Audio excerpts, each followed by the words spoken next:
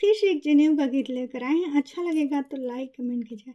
ए बनवा बनवा घूमे लन आपन पापा अवरु सुंदर भैया।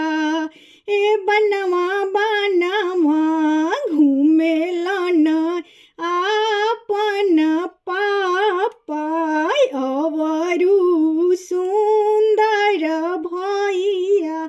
ए जमना बनवा मोरवो ना बोलेला सिकियो ना डोलेला। ए वही बनवा घूमेला न आपन पापा खोजेला न पारस के पाता खोजेला न मूंज के डंटा।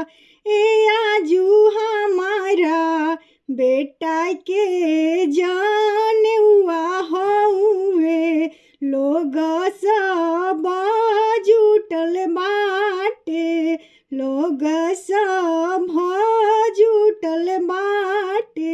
यही खातिर खोजी ना पारस के पास